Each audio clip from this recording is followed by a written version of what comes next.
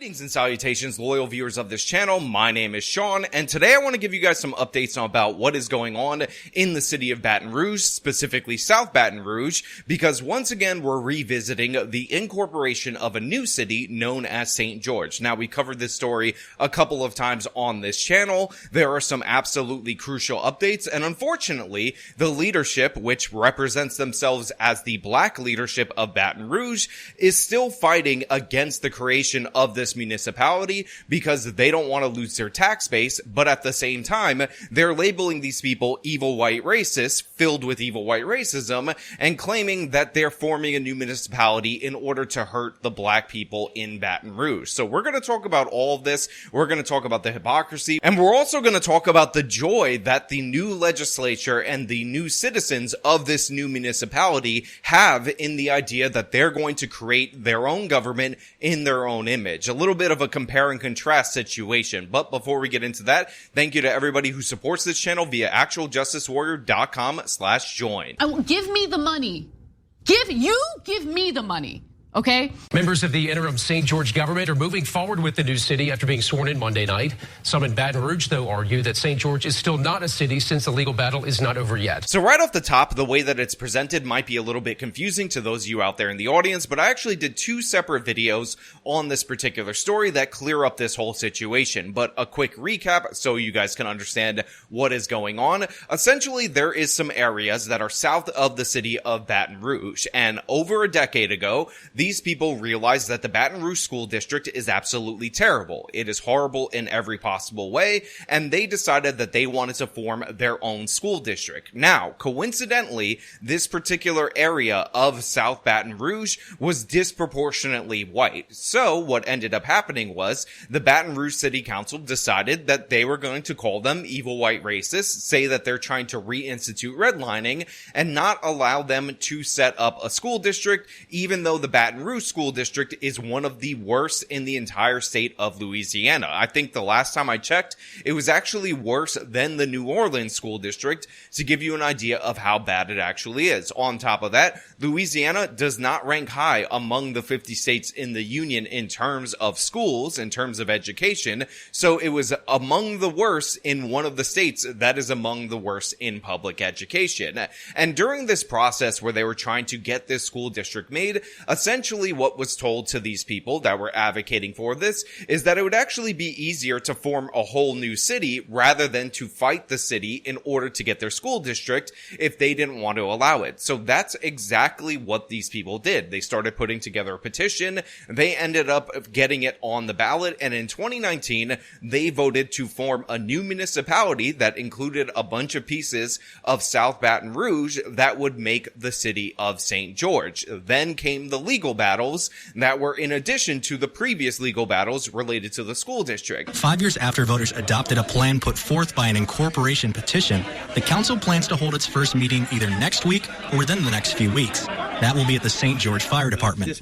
At these meetings, they'll essentially form their own government, adopting policies, procedures, rules, and regulations on how the city will function.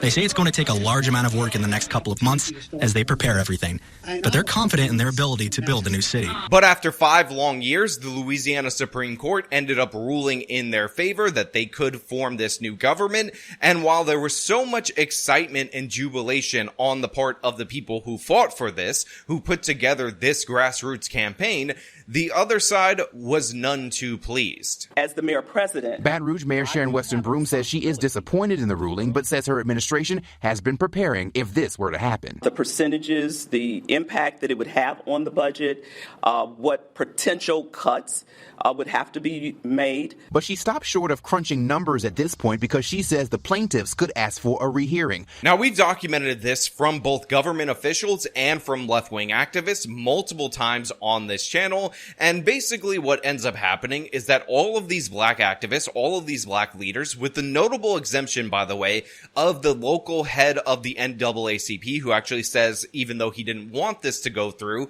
these people have every right to vote themselves a new city. And essentially the argument that they're making is that these are evil white racists, they're full of evil white racism, and essentially they're trying to discriminate by not going under the rule of the Baton Rouge City Council, which, by by the way, is not necessarily a government that is historically run by black politicians, although it is right now in this moment, but it is a government that is consistently run by the Democratic Party. So even though I believe that a lot of this is actually not down to racial lines, a lot of the people who are discussing this as the whites leaving from the blacks. And to be clear, this new municipality is about 70+% white. That's what St. George actually is. But it is also around 19% African American, 19% black. Now, of course, Baton Rouge becomes a more black city by losing all of these different various white people that were in there. But there is nothing to stop any resident from Baton Rouge from moving into the new municipality that is St. George. So I find the allegations of evil white racism to be absolutely ridiculous. On top of that, and this is absolutely crucial for everybody out there in the audience to understand, these very same people that are accusing the residents of St. George of being evil white racists, who are saying that this is segregation, this is evil, how dare they, have no problem stealing the revenue from these individuals, as one of the battles that is currently going on is the fact that Baton Rouge proper is saying that they are entitled to the tax receipts that they collected since 2019 while this was being fought out in the court. And this is, again, millions of dollars, since large portions of the tax base were actually located in St. George. And it seems like the residents of St. George are only trying to get a portion of that. They're also trying to get a portion of the revenue, again, which is related to their population, from the county. And this is standard fare. However, you have all these black representatives and all these black activists calling these people racist, talking about how the black residents would be better off without the residents of St. George, while simultaneously saying that their money needs to be kept by Baton Rouge, the city, even though they are no longer being governed by Baton Rouge, the city. The vote of 17,000 now impacts 400,000 people who live in East Baton Rouge Parish, because of the general fund that's $1 billion of city parish money. 300 million of that is not dedicated. And they're going to take away $48 million of resources from the general fund in order to create this new municipality. So I don't really care if they go off and segregate themselves, but I do care that we've paid into the fortunes of that portion of town for the last 50 years. And to say that you're going to start a new community and then we owe you money for that community, well, we've been paying a whole lot for a long time, and we want our portion to be paid for if you're going to get it. And look, it has been absolutely absurd to go over all these different various takes. These clowns like Roland Martin and his guests talking about how these white people are so evil and so disgusting for daring to try to form their own municipality, while at the same time demanding that these evil, disgusting racists stay subject to Baton Rouge and continually pay taxes to a government that they feel doesn't represent them. But one of the craziest things that I saw was the fact that you have activists claiming that they're going to be much safer in Baton Rouge once all these white people are gone, because if you guys don't know, if you guys aren't aware, one of the most common dangerous crimes is evil white racists attacking innocent angel black people. So they're basically saying that the white people with the money, they're leaving, and the good resources that were given to all of them will probably go with them. And so I'm saying this. While that sounds like a horrible thing, as I said in the beginning, I think black people are going to be a lot safer because, for one, when those white folks are off to themselves, then they're off to themselves, right? And they can go do what they need to do and don't worry about the rest of us. Now, of course, this flies into the face of every crime statistic ever. It's just factually not true. But the fact of the matter is, when I listen to the representatives for this new town, for this new municipality, it does not appear like race is a motivating factor. Race essentially has been dropped like a bomb on this particular situation, even though, admittedly, by a lot of these black activists, it's not really true that, again, this is a completely wholly run by black politician style government. It just happens to be that they weren't granted a school district, and racism allegations were thrown as the excuse, and the people of the newly formed St. George were not interested in bending the knee after being called evil white racists. And again, when you see them forming their government, when you see them talking about what they want to create, what they can imagine, how they can basically do anything because they have a clean slate, it is hard to reject them. It is hard to say that they're so evil when it seems like they're just trying to run a government in their image. Whether you were for St. George or you were against St. George, now is your opportunity, a historic opportunity, to create a city from the beginning, from the ground up. It's your ideas, it's your policies, it's your way of life, and now you can come together and put those out there and have someone accountable to you. No longer accountable to some people off in the city of Baton Rouge or somewhere else in the parish. No, they're going to be accountable to you, your neighbors, your friends, and your coworkers. So when you have your ideas, whether, again, you're against us or for us, bring them. Let's create a better city. Let's work together. Let's move past this.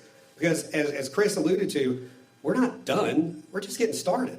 And now you got a time to be there and be a part of it. I do want to thank the legal team. They have endured so much to get to this process. They've heard all this negativity all along the way in the press and from opposing counsel. They deserve recognition for their efforts to stay the course.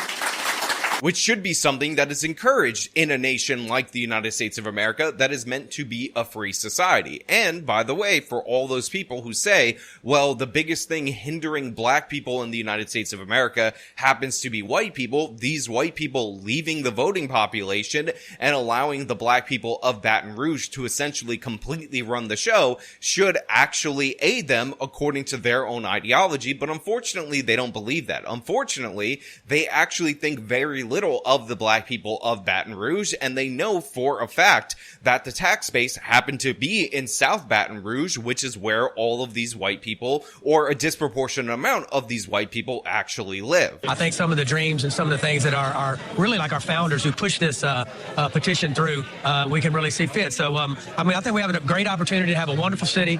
However, some in Baton Rouge argue that St. George is still not a city.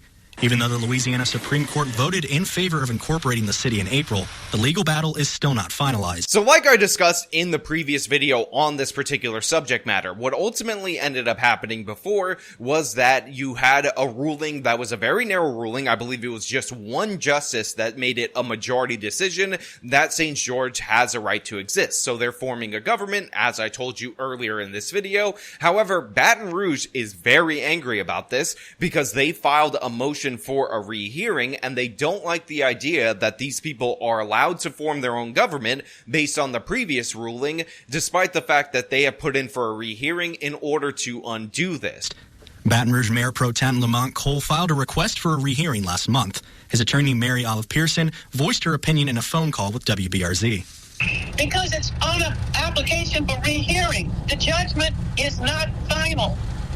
I don't know how many times I gotta say that. And you could just hear the anger from the attorney that is representing Baton Rouge. You can just hear the viciousness in this woman's voice that they're deciding that they want to form a government. Now, there are some issues that do need to be worked out by the court. And by the way, these issues and forcing them in the way that this attorney is doing might not work out all that well for Baton Rouge, because one of the things that they need to determine is the date of incorporation, which is absolutely crucial, and the boundaries. And I'll explain that in just a little bit. Since the vote to incorporate in 2019, Baton Rouge has annexed a portion of the region currently in St. George, and the population has ballooned from 86,000 to likely over 100,000. St. George replaces Lake Charles as Louisiana's fifth largest city, behind New Orleans, Baton Rouge, Shreveport, and Lafayette. The rehearing request argues that the Supreme Court didn't determine the official date of incorporation or city boundaries, which are required by state law. If they spend one penny of taxpayer dollars on the salaries for those people that they've now sworn in to a non-existent city, they're running the risk of going to jail. So you can see the threats coming from the attorney saying that these people, if they get one penny of a taxpayer salary for this city that doesn't exist, they run the risk of going to jail. Because of course, when somebody is a dissident, when somebody disagrees with you politically, when somebody even wins out in the court, the natural response from the left-wing Democratic Party is to threaten them with imprisonment, because that's what we do in the United States of America now. We target our political opponents for legal retribution. We engage in lawfare, and it's really unfortunate. But to be clear, If they end up agreeing with St. George that the incorporation date goes all the way back to that 2019 referendum, then Baton Rouge proper is going to owe them a ton of taxpayer dollars. What they should be trying to do is reach a compromise that allows them to become a city going forward so that they don't have to pay that backed revenue that essentially they've stolen from these residents over the past 5 years by fighting this out in the court. And by the way, if they wanted to actually, satiate these people, if they actually wanted to make them feel represented, all they had to do was to form their school district like they asked, allow them to run it locally, and this whole thing would have never happened. Baton Rouge proper would have been able to collect the tax receipts from this large portion of their tax base, but instead, they're about to lose 90,000 residents, almost half their city, due to the fact that they were so arrogant and they had so much hubris that they thought they could decide whether or not these people have the right to represent themselves. Monday, St. George officials will continue the process of building their city government so they can get an election set for mayor and council. We all want the same things. We want great government. We want safe streets for our children and our families, and we want a great place to live. Now again, you could see this for yourselves, the optimism, these people's desire to push forward, these people's desire to realize what they have achieved, to not only create a school district, but to create a government that is run in a very conservative way, and you can understand why this cannot be allowed to be done if you're the Democratic Party. If people can just decide that they're going to break away from these Democratic cities, form their own sections with the conservative areas, take the tax base with them, run them very efficiently, maybe even lower the crime and have all these other positive outcomes, then that really calls into question Democratic Party leadership. On top of that, obviously, they believe to a certain extent that there is a racial angle to this. Now, I will point out that the racial angle appears to be one-sided. It appears to be coming from the left side of the political spectrum. As I talked about, this city is going to be more black, St. George is, than the general population of the United States of America. Nothing is going to stop the black residents from Baton Rouge from moving into St. George. There will be no consequences for that of any kind. It is just a matter of choice, them running essentially these parallel cities on the border of one another, and they don't like the look of that city becoming more prosperous, becoming better, and possibly stopping the exodus of people that we've seen from Baton Rouge County under complete and total Democratic leadership. We find out which ones are outside of the plus or minus 5% from the district average. Where they're high or low beyond that, then we make adjustments to their boundaries to either put people in or take people out to rebalance their total population. However, that map is currently at the center of a lawsuit brought by the Black Metro Council members. The maps, as they are drawn, they go into effect next year, violate both the Voting Rights Act and the U.S. Constitution. So as you saw, they have 5 black members of the Metro Council that have decided that they're going to sue, claiming that this violates the Voting Rights Act of the United States Constitution, which in my opinion is ridiculous and absurd in every possible way. And the reason I believe this to be the case is because you're just carving off a new city. You're not cutting down anybody's ability to vote or anything like that. There are no additional restrictions, and the idea that this needs to have the federal government come in and put their hand on the scale is absurd. But that's the thing that is really aggravating about this whole situation. On the one hand, you have a group of people, a section of town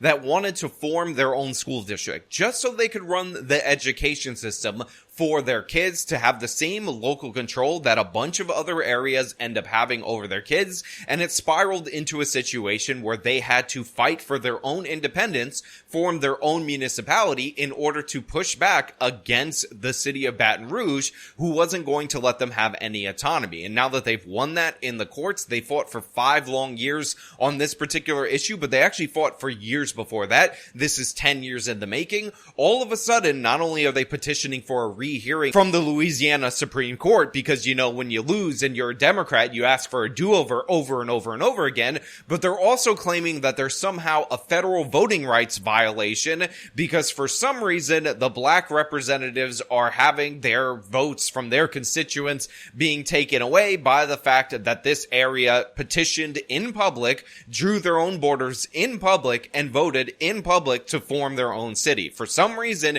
you can't have that. And again, again, this is all while at the same time, these very same people are telling the residents of this area that they're useless, they're leeches, they're problems, and the reason why they're problems is because they're evil white racists. And why are they evil white racists? Because they're white. Look, overall, if I haven't made this clear, I aspire to live in a country where people from different backgrounds can live together, they can have common goals, shared values, and work together with those common goals and shared values on building a better future. That being said, a part of freedom is allowing people to have self-determination. And in this particular instance, we're not even dealing with white flight, which would be the next logical conclusion if you were denied representation over and over and over again. What we're dealing with is people in these unincorporated territories in South Baton Rouge forming their own state, incorporating these territories, their own city, not their own state, and trying to have a government that represents them. I'm actually in favor of this, and one of the reasons why I've become in favor of this is I've actually been convinced by a lot of black activists that this is okay. You can form your own section, your own city, your own neighborhood. We've always had this in the United States of America, and of course, as long as you're not actively discriminating against other groups, then that should be perfectly fine. People are allowed to select where they live. They're allowed to vote for the government that they want. And if you're not being represented by your government, if it's been corrupted, if it's had so much rot, if basic things like the school system, like the police department are not functioning, you have every right to form your own version of those things. But of course, the left talks out of both sides of their mouth with this. Black activists talk out of both sides of their mouth with this as well. They say that these people are leeches, they're problems, they're racist, they're responsible for all the problems, but as soon as they decide to pack up and form their own little base camp, all of a sudden, that's a major issue. All of a sudden, that's worse than the evil white racism that they were infusing into the government. And that is because those people are the tax base. Those people are the ones that were propping up Baton Rouge. And now, without them to hide behind, without them to scapegoat, the representative government of Baton Rouge is actually going to have to implement better policies. But rather than take this as a chance to reform their government, to make it more appealing to other people, to learn from their mistakes, they've decided to do every dirty trick in order to force these people back under their wing, force their tax dollars back into their coffers, and it's absolutely disgusting. But you know what? Those are just my thoughts. I want to know what you guys think down in the comments below. If you like this video, show them by leaving a like, subscribe for more content, follow me on my social medias, support me via the support links in the description of this video. This has been me talking about the latest updates to the St. George situation. Till next time.